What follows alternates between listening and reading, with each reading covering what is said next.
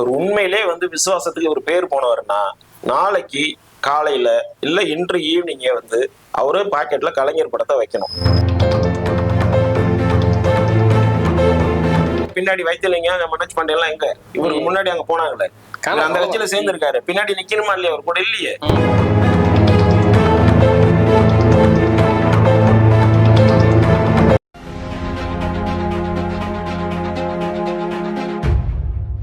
News Tamil Nadu நேயர்களுக்கு வணக்கம்.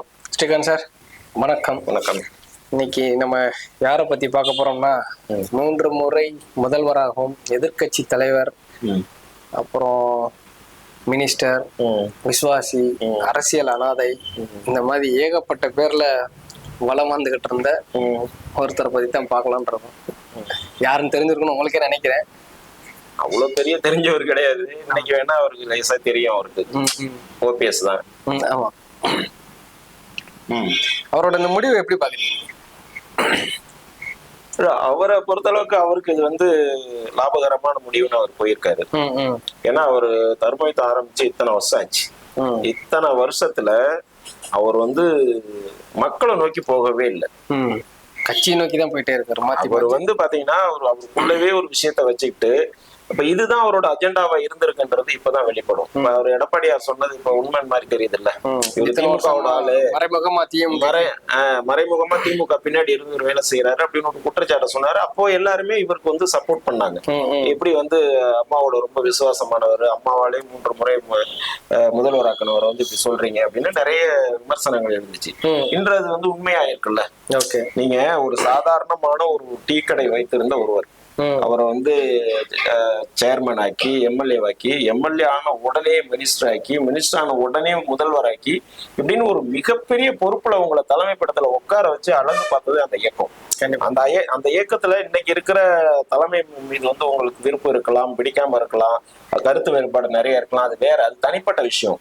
அந்த இயக்கம் தான் உங்களை காப்பாத்திருக்கு. அந்த இயக்கம் தான் உங்களுக்கு சாப்பாடு போட்டிருக்கு. அந்த இயக்கம் தான் உங்களை இந்த இடத்துல கொண்டாந்து உட்கார வச்சிருக்கு. இப்ப இது ஓபிஎஸ் பண்றது மிகப்பெரிய பச்சை துரோகம் அந்த கட்சிக்கு. எடப்பாடி விட்டுருங்க, அது தனி விஷயம். அந்த கட்சிக்கு, அந்த கட்சியோட தலைவர்களுக்கு மிகப்பெரிய பச்சை துரோகம் அவர் பண்ணது. இது வந்து அவரோட வாழ்நாள்ல ஓபிஎஸ் அப்படின்னு ஒரு வரலாறு எழுதப்பட்டுச்சுன்னா மிகப்பெரிய அழிக்க முடியாத பக்கமா இன்று அவர் செஞ்சது இருக்கும். ஏன்னா அதிமுகவோட எதிர்ப்புங்கிறது அதிமுக தொண்டர்களோட ரத்தத்துல ஊர்னது.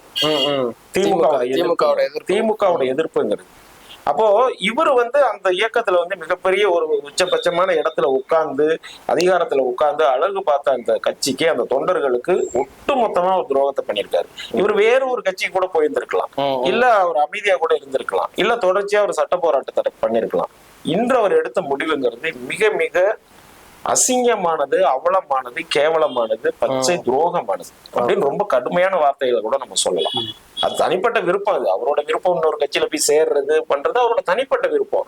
ஆனா இப்ப வேற யாரும் XY ஒருத்தர் போனாங்கன்ற அது பேசு பொருள் கிடையாது. ஆனா இவர் போனது வந்து மிகப்பெரிய தவறான ஒரு முடிவு அப்படின்னு தான் பாக்குறேன். அதாவது இந்த தேர்தல்ல அதுக்கான ஒரு விடை அவருக்கு கிடைக்கும். ஒருவேளை நமக்கு துணை முதல்வர் கொடுப்பாங்கன்னு நினைச்சு போயிட்டாரோ? எது கொடுத்தாலும் அது கேவலமான ஒரு விஷயங்க. ஐயா ஸ்டாலின் அவர்கள் இப்ப ஒரு தடவை தாங்க சிஎம் ஆயிருக்காரு. ஆனா இவர் 3 தடவை வந்து பதவி பிரமாணம் எழுதியிருக்காருங்க.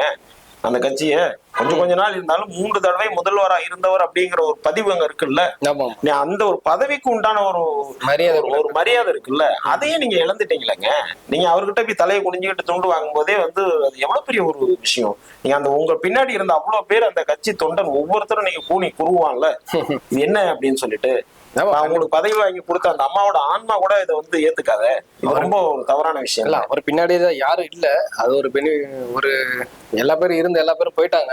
சோ இருந்தனாலும் இல்ல, ஆனாலும் இது வந்து நிச்சயமா வந்து அவரோட வாழ்க்கையில ஒரு மிகப்பெரிய கரும்புள்ளி. இது ஓபிஎஸ் அவர்கள் செய்தது மிகப்பெரிய கரும்புள்ளி. நீங்க அமைதியா கூட இருந்துருப்பாங்க. நீங்க எல்லா அதிகாரத்தையும் பாத்துட்டீங்க, எல்லாமே பண்ணிட்டீங்க. நீங்க வந்து இப்ப ஒண்ணும் வேண்டாங்க, அண்ணன் செங்கோட்டையன் அவர்கள் இருக்காங்க, அவர் உழைத்த அளவுக்கு நீங்க உழைக்கல அந்த கட்சிக்கு. கண்டிப்பா. எம்ஜிஆர் கூடவே இருந்தவர், 26 வயதுல எம்எல்ஏ ஆனவர், 9 முறை சட்டமன்ற உறுப்பினரா இருந்தவர், அமைச்சரா இருந்தவர், எந்த மாதிரி இடர்பாடுகள் ஏற்றம் இறக்கம் இருந்தாலும் கூட அந்த கட்சியை விட்டு விலகாம 53 ஆண்டு காலம் அந்த ஒரே கட்சியில கருத்து வேறுபாடு இருந்த போது கூட அங்கேயேதான் இருந்து அந்த கட்சிக்கு விசுவாசமா இருந்து வந்தாரு. தன்னை நீக்கும் போது கூட ஒரு திமுகங்கிற ஒரு ஆப்ஷன் அவர் தோன்றல, வேற ஒரு இயக்கத்துக்கு தான் அவர் போனாரு. இதுதான் ஒரு அரசியல் வரலாற்றுல ஒரு கண்ணியமானது, ஒரு ஒரு ஏற்றுக்கொள்ளக்கூடியது, மக்களால் ஏற்றுக்கொள்ளக்கூடியது. அதுதான், அதனாலதான் இன்னைக்கு அவர் கொண்டாடப்படுறாரு.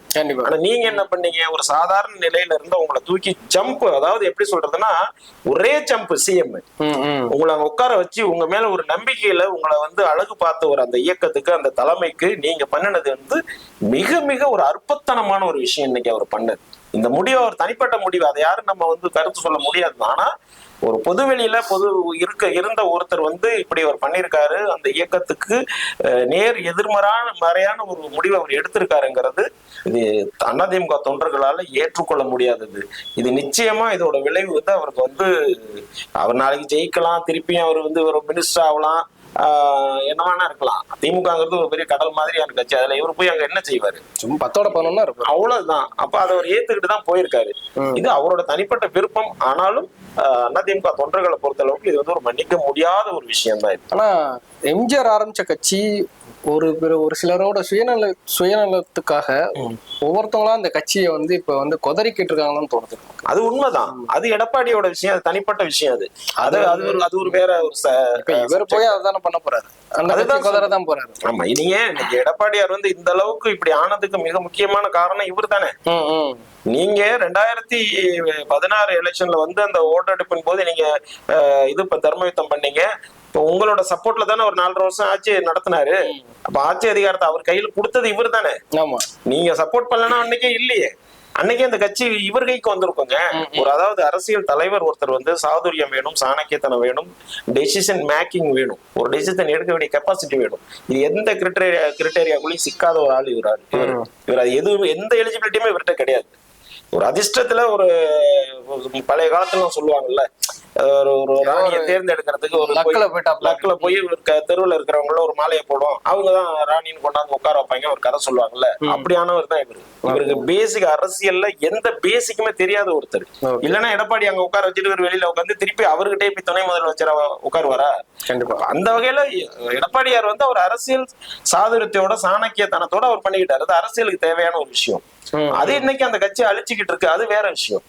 பட் இவருக்குன்னு ஒரு நேம் இருந்தது இல்ல, ஒரு பொறுமையானவர், சரியானவர், அவர் அறிந்து பேச மாட்டாரு, அமைதியானவர் அப்படின்னு ஒரு விசுவாசமானவர்னு ஒரு விஷயம் இருந்துச்சு இல்ல.